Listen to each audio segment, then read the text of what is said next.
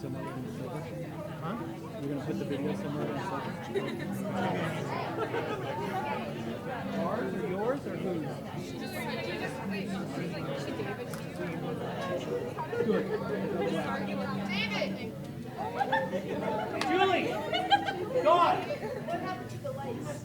Did they go up? They just flashed right. Did they come down? Oh.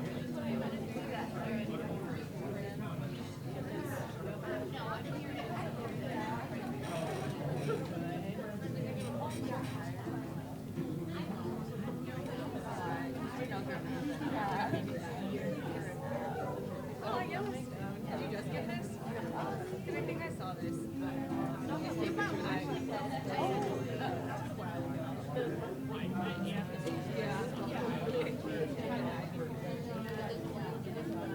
Yeah, we are. I don't know how.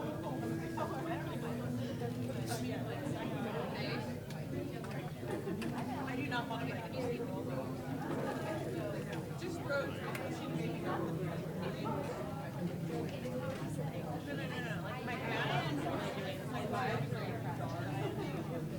And I just float away and take it up myself. I mean, it's not. That's. I love it. But like,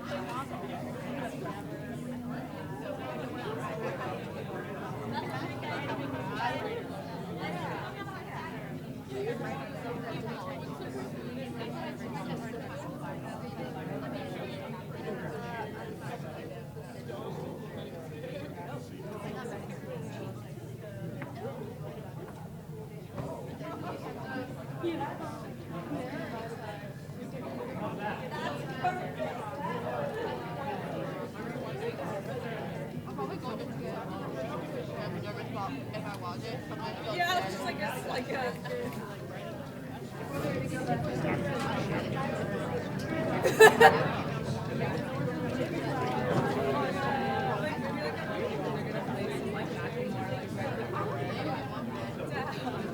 That's why you They're like, baby can't hold because it's like it's hard to do that.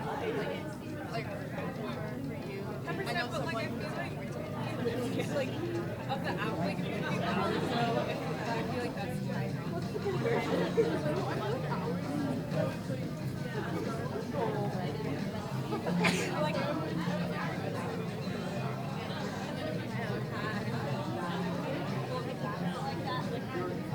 How'd you get on? I'm alright. We all here with that. Excellent. Can your camera pick that up? I'm thinking about just shutting it down. We don't to see what she looks like on it. Do you want me to go back up? But I can't.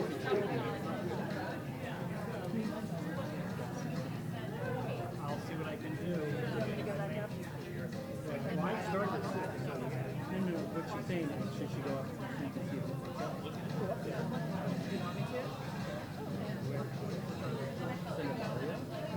I'll go up. Okay, I just, do the preview.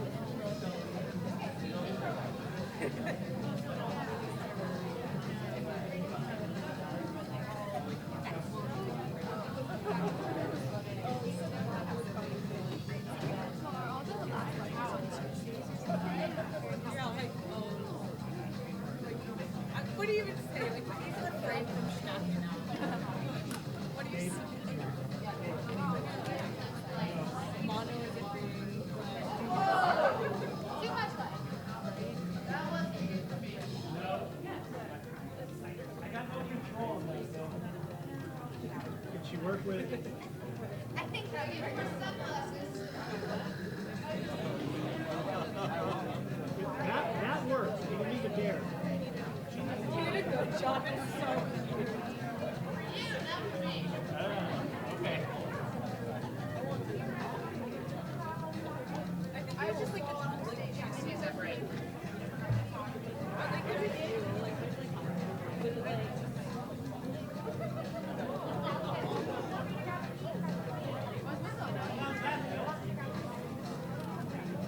That I can do. That works.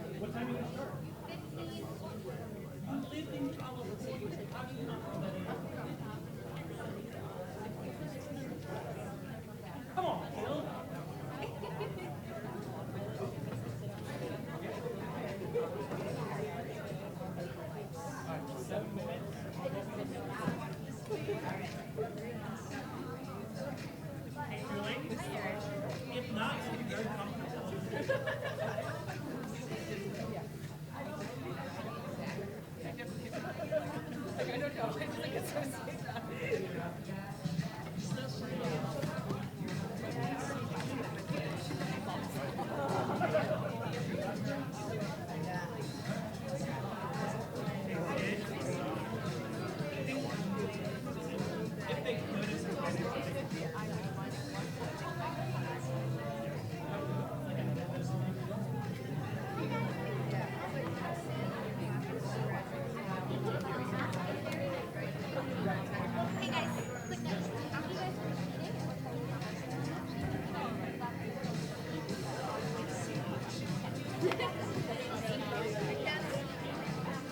guys.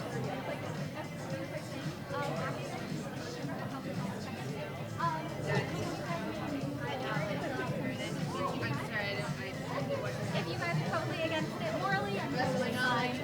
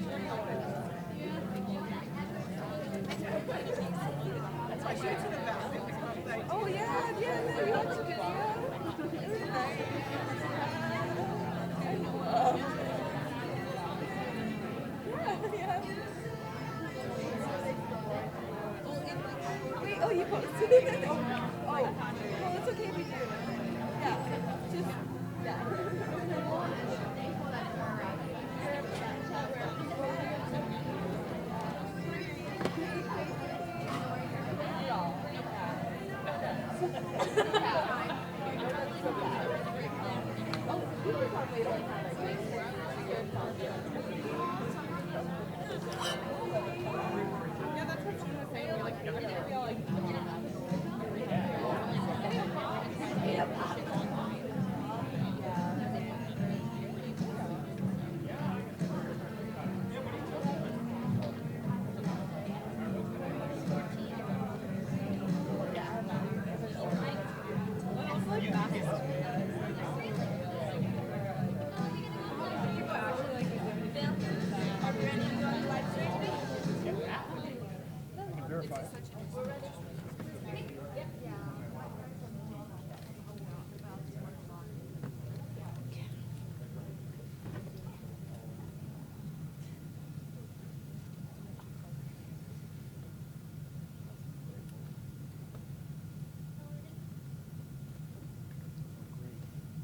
She asked if the machine froze.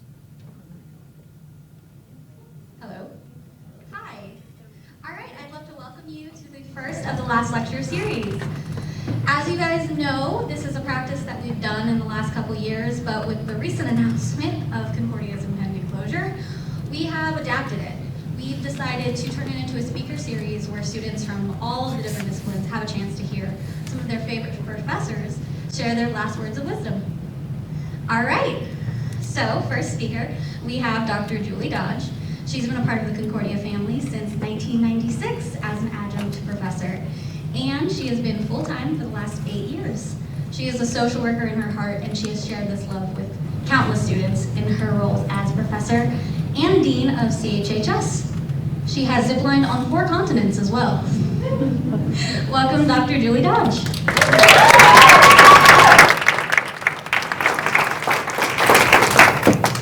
Okay, so I'm going to try not to be blinded by the light, and this is be an adventure because we're double-fisted on the microphones. I have one here and here, so you know, no intimidation at all. So I have to say, to start out with, I was completely kind of blown away and humbled when Sydney asked if I would do this. To me, it's a huge honor to be able to share these moments with all of you. And for those of you who've come back, it's good to see your faces. It's always been a privilege to be here. And when I was asked, what do I talk about? It's like, well, what do I always talk about? Well, I talk about how do we live well. You know, and when people have been coming up to me over the last month since the announcement, they talk about things like resilience, that I remind them that when they think of me, they think of resilience. I'm like, oh yeah, I know something about that. And I realize that this is, I mean, if this is to be my last lecture, what are my last words of wisdom? It really is the culmination of probably the last 20 years of teaching, of developing programs, of living life, and trying to figure out how do we stand up well? How do we survive each day, but not just survive and trudge through the next day, but how do we show up tomorrow? How can we be present today? And so, as you can tell, that's what I wanted to focus on, is how do we live well? So I'm going to start with some things that might be, for some of you, I mean, some of these have shown up in some of my lectures, but I don't want to present this as a lecture, but more kind of some premises, some things I have learned over time that have changed over time. Because that is part of the story, is that we don't stay in one place.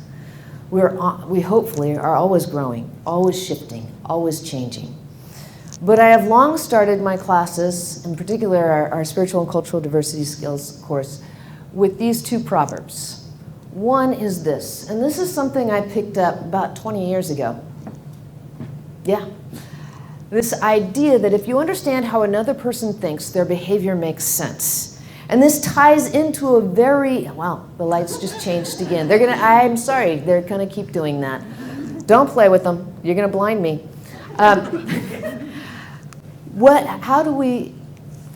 This stood up to me because originally it was about how do we understand people as a social worker and in real life, so that when they do the things that they do, instead of judging or condemning, we might understand their perspectives so we can better partner with them, so we can better live with them, the whole 9 yards.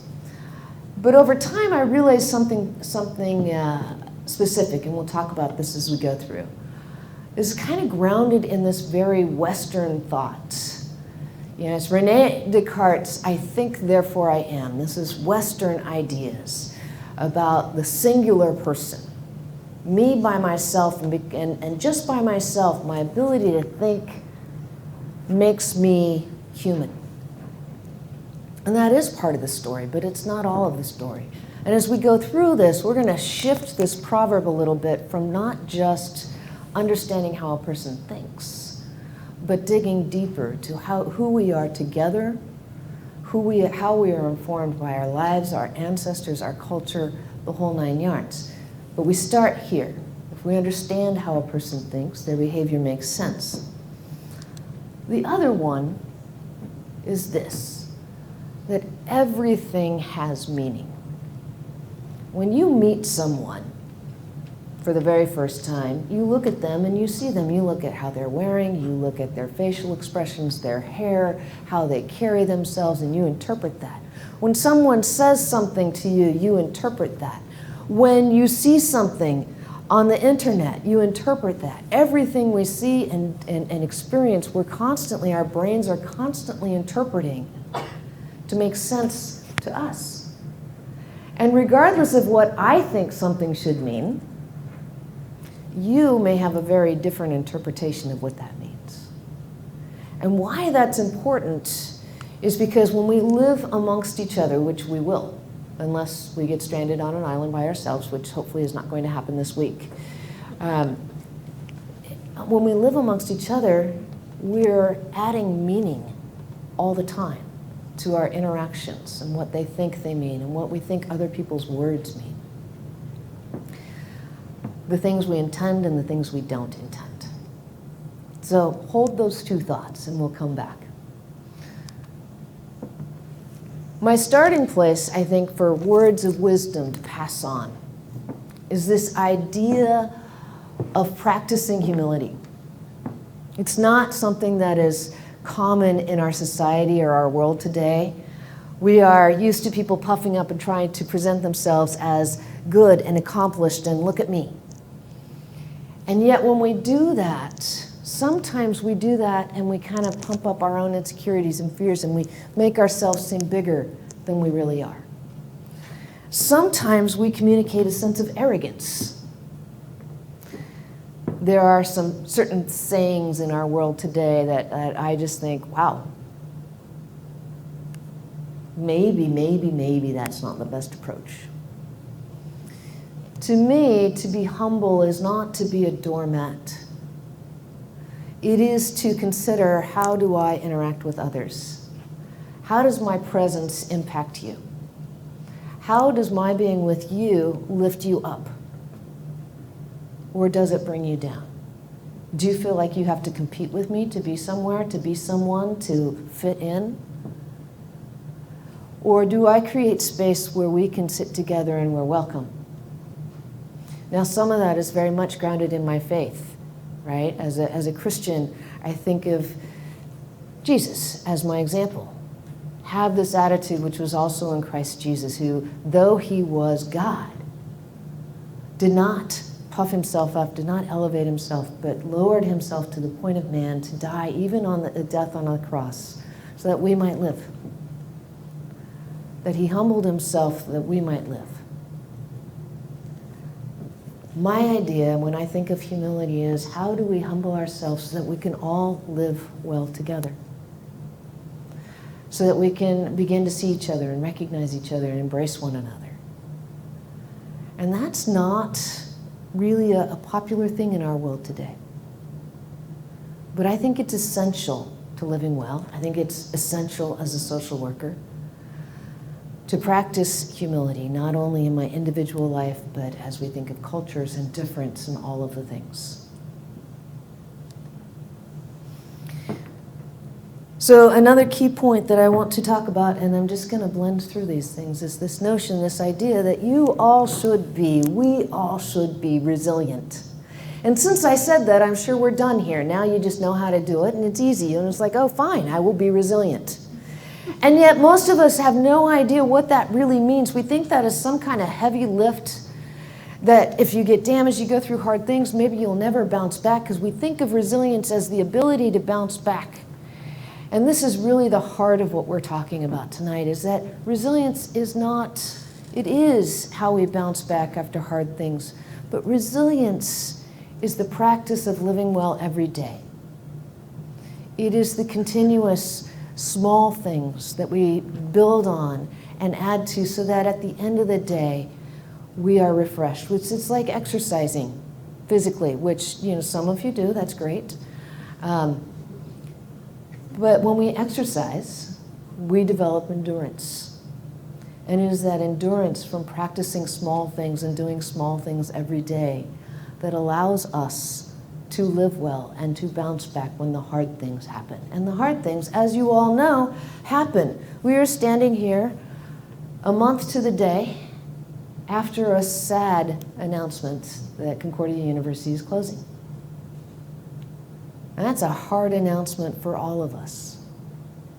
And for many of us, we were thrown. We're like, what do we do now? How do I live after this? Not just, I mean, not necessarily suicidal thoughts, but what do I do? The shock of everything is changing. Whether it is, I want to graduate and it's going to go away, or I came from this place. I was talking to Karen, our nurse here on campus, and her families go back. She and her husband's, your parents both went to high school here. They were roommates. Their dads, not their mom and dad. They frowned upon that back in the day. There's a deep history here. And we feel this loss. And sometimes it's overwhelming. It's like, how do you expect me to stand up in the middle of really hard things? And no one expects you to. We hope that we can live well together, that we can do this together. So how do we do this? Well, one of the first things we need to do is we simply need to show up. To show up when we don't even feel like it. To show up when I don't want to get up this morning. To show up when my hair is bad, when I can't figure out what to wear. To show up when I'm exhausted. To show up when I'm cranky. Simply to show up. Sometimes the most significant thing we can do is to get up and walk out the door. And sometimes we're more present than others, but I encourage you, and I know that the act of just walking out the door and showing up is huge. Now, if you've ever struggled with things like depression or anxiety, you know that that is a gigantic thing just to do for yourself. But think about also what it means to the people in your life when you show up. My friend Sarah's here, she showed up. And I'm grateful for that. I really am truly grateful for that. These things that we do, little things, make a difference in one another's lives. And it's easy sometimes. I can tell you on a Friday night, the last thing I want to do is leave my house. But sometimes we got to show up. So the first step in being resilient is just that. Get up and go. And then try all the things. Now I could give you all the research around resilience that talks about skills and opportunities and blah, blah, blah, blah, blah. But I didn't want to give just an academic lecture here. We learn to live well because we take risks, because we try new things, because we show up. When we fall down, we get back up. Because like this is zip lining in South Africa. We did mention I've done that on 4 continents. Try things that scare you. Try new food. Expose yourself to different thinking. Read books that you would have never read before. But try new things. That you're not good at it already is simply because you haven't tried it yet. And that you're not good at it isn't a reason not to try it. We expand ourselves and we develop confidence because we try the things, whatever it is. Show up, try all the things. You don't have to like it, you don't have to do them again, But expose yourself to new opportunities and let that be. And some of those things are going to suck, by the way. They are. Some of the things you're going to go through are going to be so hard. And not because it's something you tried, but because something has happened in your life, like a university closing, or losing a loved one, or experiencing significant trauma. And it's really easy to get stuck there. But I'm going to encourage us to keep moving forward, to keep trying. Be curious. Ask questions. When you see something, don't just be like, oh, not too awkward to ask what that is. Ask. There's no stupid questions. We don't just say that. We really do mean it. Ask questions. When you see something on the internet, be curious. Where did that information come from? Because, seriously. You know, I mean, and dig deeper. Like, I had some, I have a range of friends on the internet. Some of them hold very different ideas than I do. And they posted a thing, hello brightness. It just changes on its own. We'll try not to look that direction. I feel like my eyes just got dilated and now there's a laser. But I have a friend who he posts things, and he posted something that I thought was perhaps a little absurd, but then underneath it, it said Snopes.com, which really was just a link to Snopes.com. It was no verification of the item that they had posted, and when I Googled, you know, looked up in Snopes the item, it totally debunked it, right? But a whole lot of people are just going to skim over that and see, here's the thing, it says Snopes must be valid. No, people, dig deeper. Trust your instincts. Ask questions, ask hard questions. Ask why. Ask how did it get here? Who did the research? Why are there mosquitoes? It's okay to still ask that even though you're not 5 years old anymore.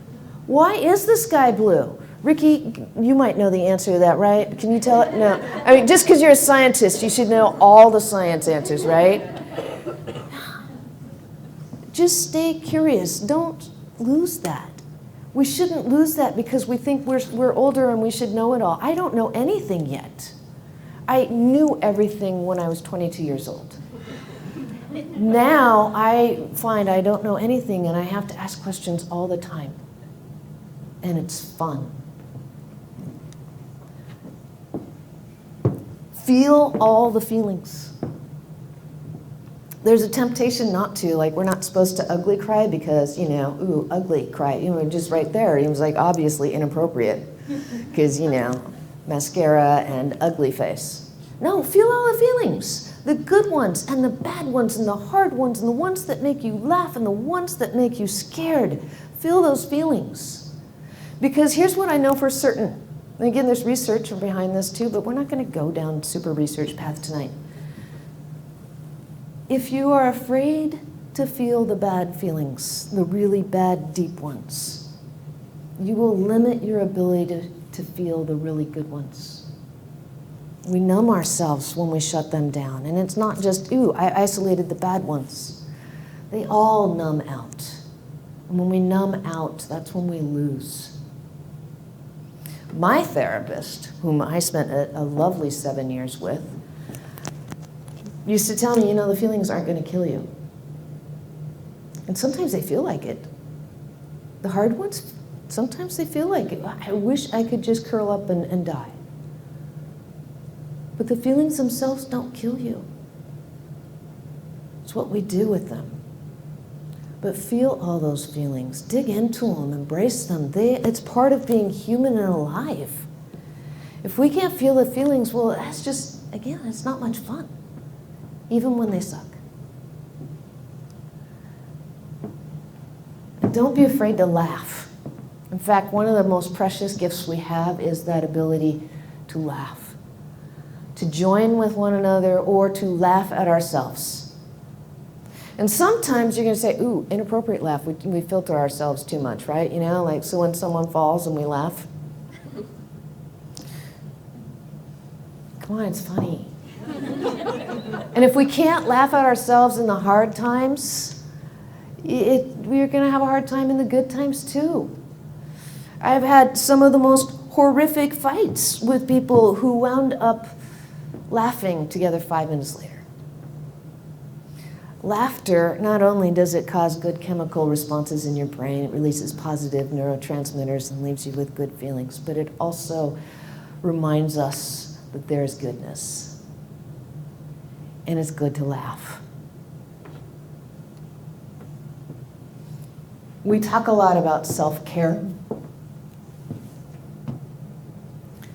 And we could talk about all the little strategies, physical, emotional, social, cultural, all of the things. But here's the deal. You know yourself. What makes you happy? Do that. Rest.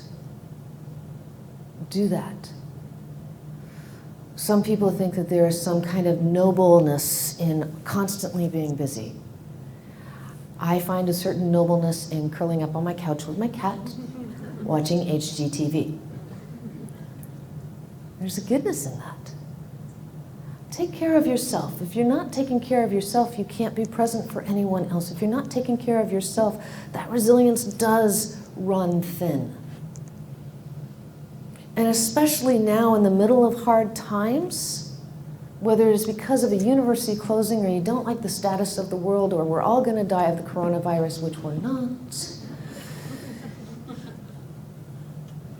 If we can't take care of ourselves, we won't be able to really live well through all the hard things. Be attentive to you because you're worth it. You are worth it. Even if you don't always feel like it. In fact, that's one of those key moments, if I can say, pursue something, remind yourself of your value, of your importance. And this is not about being selfish, which some of us will say, oh, well, I don't want to be, draw attention to myself. That's okay. But taking care of yourself is not selfish. It is good, it is generous, it is kind. Because that allows us to take care of our people. When we talk about resilience, we talk about belonging, about being connected to one another. And one of the things we need to do is have that sense where we are with others who matter. I'm going to jump on that in a little bit. But be intentional. There's the idea of self-care, and then there's this other idea of community care. And community care is that I matter, says that I matter, and all of you here matter. That what happens to other people has an impact on me and vice versa. We are not unique individuals all by ourselves in the world. We are always connected.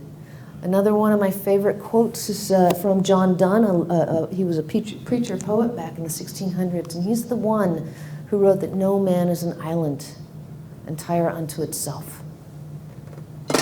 And you may have heard different aspects of it, but at one point in this poem, this essay, he writes, if a clod of dirt be washed out into the sea, England is the less, just as much as if a whole promontory were. And therefore, never send to know for whom the bell tolls, it tolls for thee. See, in those days when someone died, a bell would ring. And people would wonder who died. And the whole notion is that we are always connected to each other.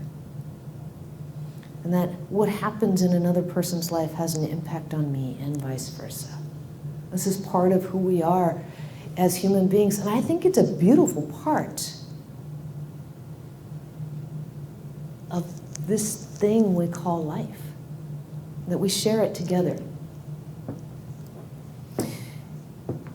In southern Africa, not just the country, but the regions which the Zulu live. This is a Zulu phrase, sawubona. Some of you have heard me speak of this. When a Zulu person meets another person, they say sawubona. And sawubona, often we say it means I see you. But really, when you dig in even deeper, it says, we see you. And not just me, and not my neighbors, but my ancestors and all who have come before you. We see you. And there are two ways to respond to this. One, we could say, Yebo sawubona. Yes, I see you too. We see you too. Or we can say, sawubona shiboka. And shiboka means, because you see me, I exist. I am. And remember when I mentioned René Descartes said, we think, therefore I am, I think, therefore I am. This is a whole different concept. This idea that we are because we see each other, because we exist together. That it's not about me, it is about us. And part of this then is, do I see you and do you see me, and do I let you see me? Or do I hide behind some kind of fabricated wall that I think will make you think I look good enough? And what, if anything, we can learn from the Zulu and many other people around the globe is to be able to say this ability to see one another, to be one another, be with one another, to know that there are people before us and people who will come after us, as many indigenous tribes speak to the 7 generations before us and those who will come, that my life is impacted by the previous 7 generations and my life impacts the next 7. These things matter. So how do I see another person? Is that just I open my eyes? I mean, I got this red thing shining. That's probably not going to help. You know, it's not about seeing their physical face. It is about being. And at the end of this, I hope you hear from me that I think being resilient, it doesn't say go do resilient things. It is be resilient, live well. It's who we are, not an action that we divide out and say, if you do these 3 things, you're going to be resilient. It is about becoming, and that is a lifelong journey. So I meant my proverb from the beginning. You know, I've done this over time from not, if you understand how another person thinks, their behavior makes sense, but if we can try to understand how another person thinks and feels, based on their cultural context, their values, their beliefs, the life they've lived. All of those things inform how I think and feel, right? And those of you who've had me in class, you've heard me say that. But I really mean it. The things that have happened to me inform how I think and feel. I am grateful for a family that said, you can do whatever you want. They never told me, you're a girl, you can't do that. Don't climb that tree because that's what, now we're green.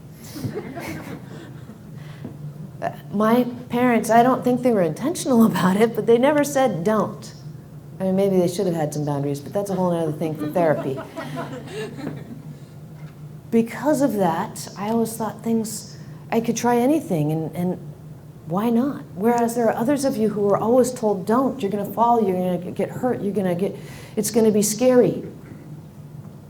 And because of that, you're more afraid, and that's okay. Your life has informed that.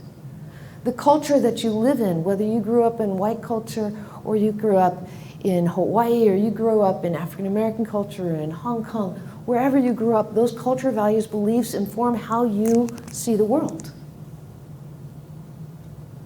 And my normal, the way I think, might not be at all close to how you see the world. So my challenge is, am I willing to try and stop and pause and consider how you might think and feel based on your circumstance, your context? And if I would do that, that leads me to the beginning of understanding. And as the Proverbs say, understanding is the beginning of wisdom. One day, a long, long time ago, when I was like 14, I was a brand new Christian. And I was reading this thing they call the Bible. And there are some cool things in it, right? And somebody said, read a chapter of Proverbs a day. So I did that. And Proverbs is all about wisdom. And I foolishly prayed this prayer. God, I want to be wise. And I say that because wisdom costs. But this, I think, is a step towards wisdom. when we are intentional about trying to understand other people instead of trying to put on others the way I think and feel. Put on others the idea, well, I wouldn't do it that way because it's not my way. Well, of course it's not my way. It's your way. It's part of being human.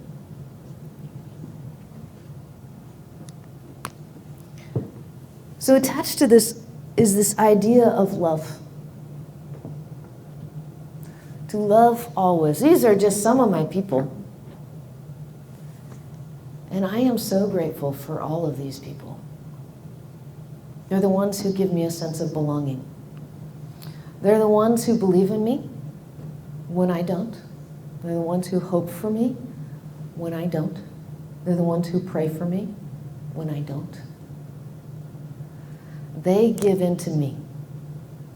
Now, sometimes we're like, oh my gosh, it's like, oh, it's overwhelming. There's so many things to do. And it's simple little things that we do every day.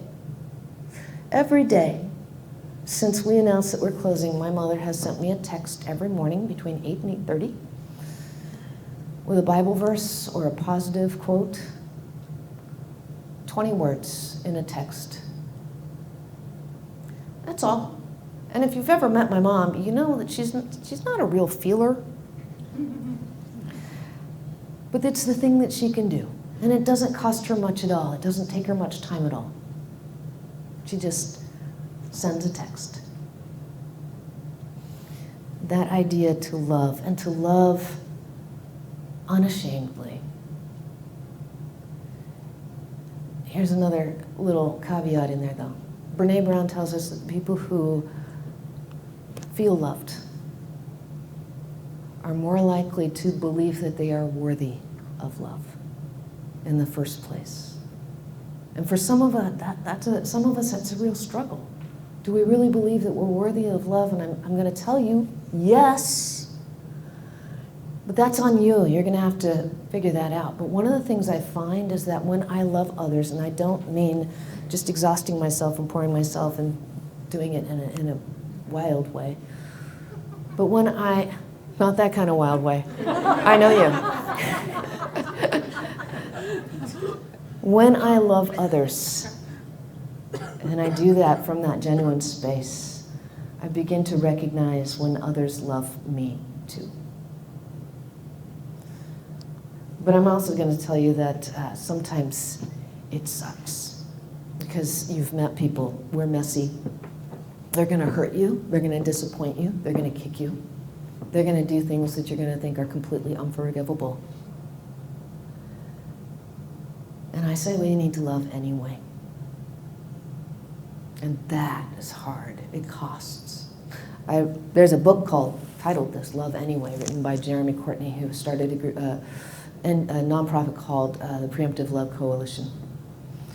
And they do very, very hard relief work in Syria and Iraq, Afghanistan. They have been on the front lines of war for the last 20 years, and they have experienced horrific things of people betraying them right and left, and yet they love anyway. Because if we wait for people to be perfect, we'll never love them at all. Not all of us can do this, and I trust you to be where you are and to know who you are. But for me, that call is to love in spite of or because of we are messy. And when you love me and I love you, even when I'm wholly messed up, that's when we grow together.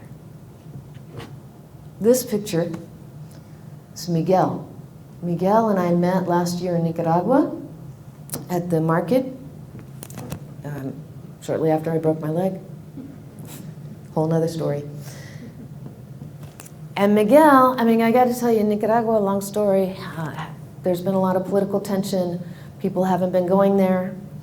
And we were at the market, and there's nobody there. There's no tourists. So, the white people show up, and we are a beacon of brightness, and everybody's following us, right? And then this guy shows up, and he's got his scam ready, right? It is give you a flower made out of a palm frond. They're like, hey, it's a gift for you. And then, 30 seconds later, they turn around and say, now you have to pay me for it. And then it would be rude not to pay it. We already knew the scam. And he comes up and he's like, I have a flower for you. I'm like, now go away.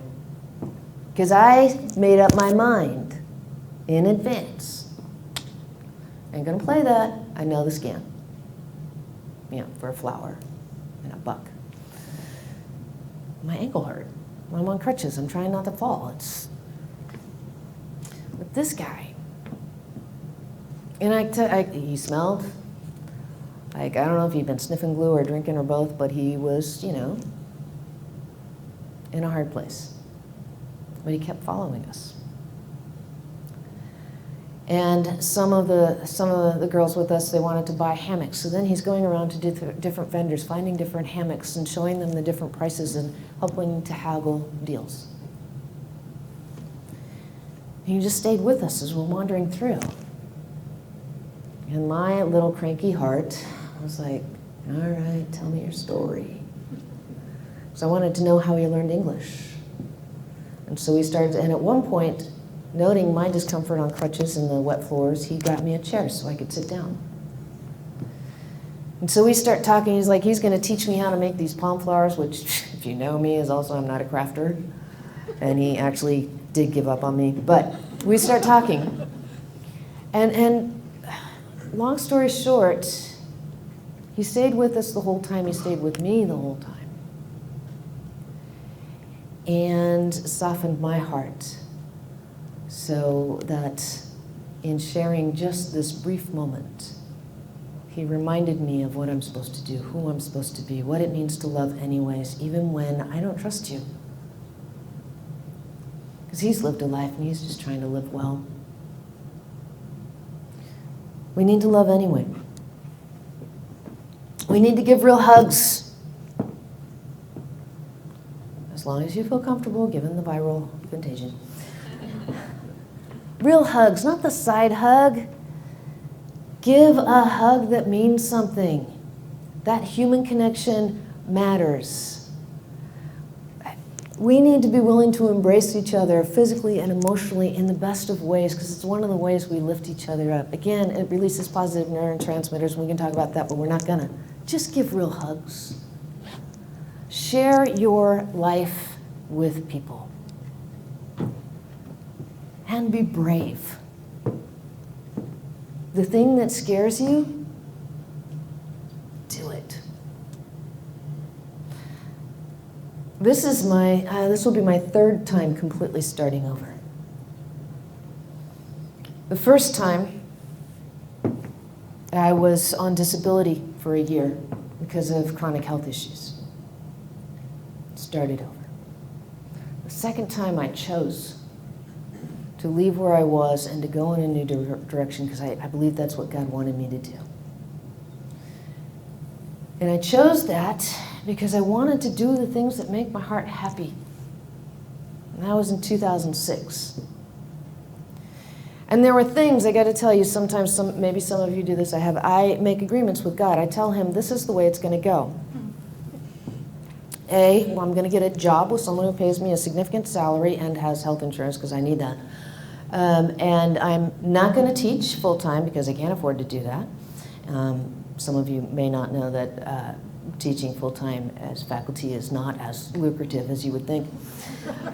I'm not going to teach full-time. I'm definitely not going to be independently employed. I'm not going to do my own business. I'm not going to do that because I need stability. And so how that worked out is I became a full-time consultant, working for myself without the stability, and it terrified me. It was scary. But I started building on things that I love. And then when the opportunity came to teach full-time, I could afford to do it because I had this consulting practice that paid the bills. It wasn't what I planned, but sometimes doing the scary thing is exactly what we need to do. And I don't know what your scary thing is. I don't know whether it's, going ziplining or telling someone that you love them. But be brave. Step forward. That's when we grow. Seek justice. That's my mom. She is now 83 years old.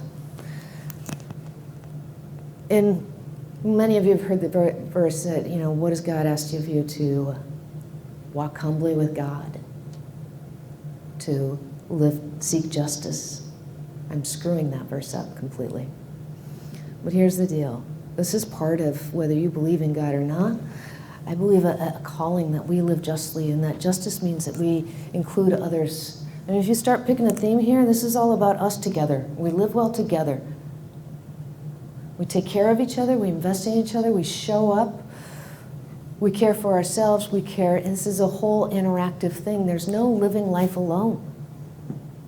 And justice means when I have privilege, I have a responsibility personally to make space, to make room, to break open a pathway for others to come together with me. Those who don't have that same privilege. And it's not me doing for other people, but creating space for others to come along. And whether that's in policy or in some kind of high political space, or whether that is in a daily conversation. To live well means to live fairly with my people. And all of my people don't look like me. They're all of the people, right? My final note is about hope. Now, if you know about resilience stuff, it's skills, opportunities, people, and values and beliefs. And what the research tells us, that hope seems to be the most significant thing, that when we have a sense of meaning and purpose, it gives us a reason to wake up, to show up. Sometimes it is hard to hold on to hope. And yet maybe that's when we need it the most. You can read all kinds of poems, all kinds of things about hope. For me, my source of hope comes from my faith in God. I believe that there is a God who is bigger than me, who gives peace that doesn't make any sense, that allows me to love when I can't, that helps me to wake up and show up. And it's not just hope to go to heaven, where some people go. For me, hope is about how do we live well here, now, today. And I don't know much. I don't know all the answers. But I know that hope matters, and that without hope, all of the rest of these things are just way too hard. So, how do we live well? Every day. By taking small bites every day. By hoping, by investing in our people, by investing in ourselves, by trying intentionally to see one another, to consider how someone else might think and believe and act differently, because that's how they've lived their whole life. To love when it's hard, to show up when it's hard. And the more we do it, the easier it gets, and it becomes natural. So that waking up and showing up, even on the hard days, is the thing we do, and it's not just habit, it's because I want to. When I wake up and I show up and I love and I take care of myself on the hard days, I will find myself one day, without recognizing it, in this new place. T.S. Eliot writes, "At the end of all our searching, we will find ourselves in the place we began and recognize it for the first time." Seems a little circular, but kind of that's how it works. And we do the things, and one day we realize that we were always in the right place. And to live with the ambiguity means learning to live well, not knowing, so that when we get to a place that makes sense, it's like all of a sudden this familiar, comfortable place. So, do I have any final words? Just thank you. I want to extend my gratitude to you for being here, for letting me share, for letting me speak. So, that's what I got.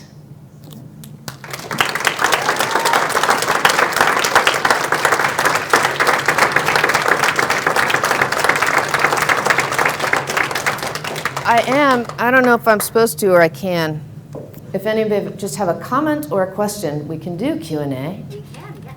I don't know. I don't know if we left big questions other than, what is the purpose of the universe? But you have a comment or a thing you want to say, or even just to say, here's what I did today that made me happy. That's a good thing to do.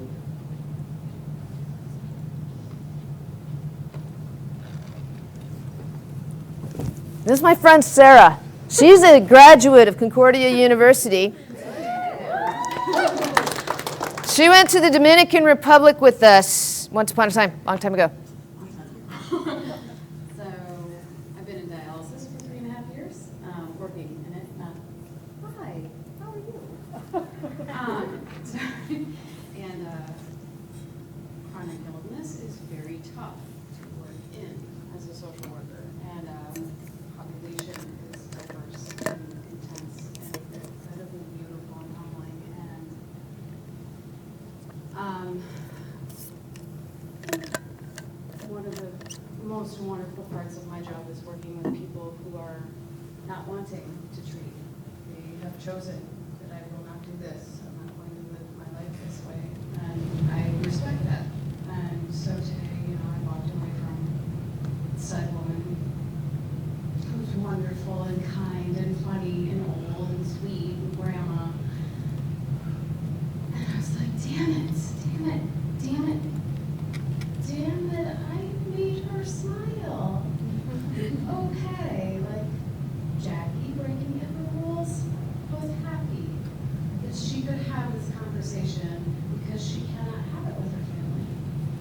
And so I wake up and go to dialysis that I have been very, very hateful towards for a while because it's a rough business working in healthcare saying, this is good. This is what helps me. And then there's Julie Dutch. So thank you.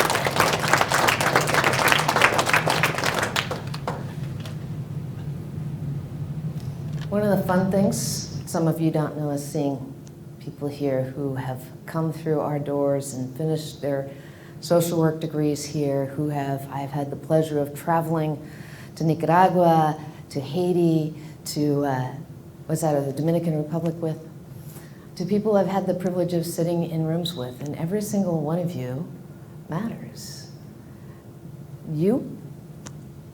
This simple interaction of just saying hello, sometimes that's just the thing is enough. I don't strive for perfection. We're just looking for good enough so that today, if I can bring a smile to someone's face, then let's do that. Let's do that. What's something that surprised you most in life? Something that surprised me most in life. How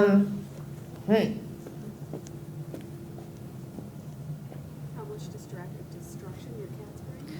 Yes, that cats can give lethality. I have a cat that's tried to kill me twice. She's a little tiny thing. That is surprising. What has surprised me? You know what? I think if anything, I am surprised by how amazing people are. That maybe I don't give people enough credit. I am surprised how different and how similar we are in different ways. That makes sense. When I travel, I've had great privilege to be able to go to a lot of different places, and sometimes when you look at an evergreen tree halfway around the world and you go, wow, that's amazing. Or in Peru, seeing the same agricultural practices as they have in Nepal, half a world away. How did they learn to terrace in these steep hills?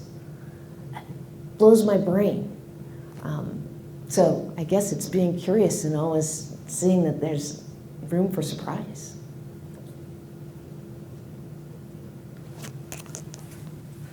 Mallory's another one of our graduates. Hello. I used to go into 12-step meetings, so I want to say I'm Mallory, I'm an alcoholic. But just kidding. You can do that here. Yeah. So Mallory, I'm a bachelor's in social work graduate in 2017, and Wait, and what are you doing now, though? So now I got into I went to work at LifeWorks Northwest, which is a mental health and addictions nonprofit agency that I actually went for my own treatment. Another story. Yeah, I was a clinician there, and found really more interested in the analytical side and needed some self-care, so I got it. Now I'm in HR. Life changes. Yes. That's all we're going. Go ahead. Your comment, your question, your story. No, but I think, Concordia, I never thought I'd go to a small private Christian university. But it was just such a great place to be able to sit next to people that had different beliefs and have you lead discussions and have others like Ortiz lead discussions that just allowed me to see past maybe what I would judge someone for and learn so much more. And you know, we all have chapters in our lives, and this is coming to a close, and there's more. And I think just, I think it was you that said that question. That was like, don't ask what happened, not what happened to you, or ask why are you the way you are, what happened to you. What has happened in your life? Yeah. Yeah. That's what I Uh-huh. like. That's one of my favorite things you said. Thank you. By the way, I think you made another good point. This chapter's closing, but it's just a chapter closing. There's another chapter. There will always be another chapter. Any other comments with that? So I want to invite you all to come back next week. Angela Vosenthal will be here. I'm going to say this. I'm going to give a pitch for my colleagues who will be coming up in future weeks, Dr. Joel Schultheis, Dr. Reed Miller, and Dr. Ricky Hallstrom. I'm really privileged to be able to serve and work alongside them. They're some good people, so come back. Tuesday's going to be fun.